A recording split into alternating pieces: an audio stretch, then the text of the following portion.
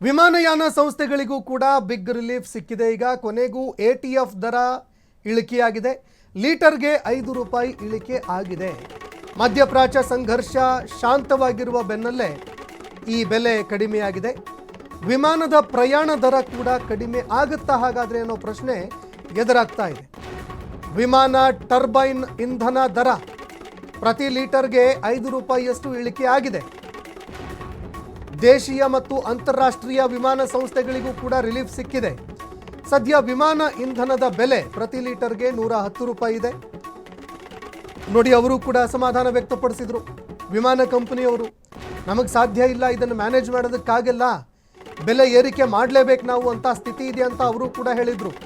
ಅದರ ಜೊತೆಗೆ ವಿಮಾನದಲ್ಲಿ ಪ್ರಯಾಣ ಮಾಡುವಂತಹ ವಿಮಾನಯಾನದ ಬೆಲೆ ಏನಿದೆ ಅದು ಕೂಡ ಗಗನಕ್ಕೇರಿತ್ತು. ಜನಸಾಮಾನ್ಯರು, ಹವಾಯಿ ಚಪ್ಪಲಿ ಹಾಕ್ಕೊಂಡವರು ಯಾರೂ ಕೂಡ ಈ ವಿಮಾನಗಳತ್ತ ತಿರುಗಿನೂ ನೋಡಬಾರ್ದು, ಬೇಡವೇ ಬೇಡಪ್ಪ ನಮಗೆ ಅನ್ನುವಂಥ ಸ್ಥಿತಿ ಕೂಡ ನಿರ್ಮಾಣ ಆಗಿತ್ತು. ಕೊನೆಗೂ ಈಗ ವಿಮಾನಯಾನಕ್ಕೆ ಬಳಕೆ ಮಾಡುವಂತಹ ಫ್ಯೂಯಲ್ ಏನಿದೆ ಅದರ ಬೆಲೆ ಕೂಡ 5 ರೂಪಾಯಿ ಕಡಿಮೆಯಾಗಿದೆ ಈಗ. ಆದರೆ ಇದು ವಿಮಾನದ ಪ್ರಯಾಣದ ಟಿಕೆಟ್ ದರ ಏನಿದೆ ಅದರ ಮೇಲೆ ಈಗ ಪರಿಣಾಮ ಬೀರುತ್ತಾ ಅನ್ನುವಂಥದ್ದನ್ನು ಕೂಡ ನೋಡಬೇಕಾಗತ್ತೆ. ATF ಏನು ಇಂಧನ ಬೆಲೆ 5 ರೂಪಾಯಿ ಕಡಿಮೆ ಆಗಿದೆ ಈಗ.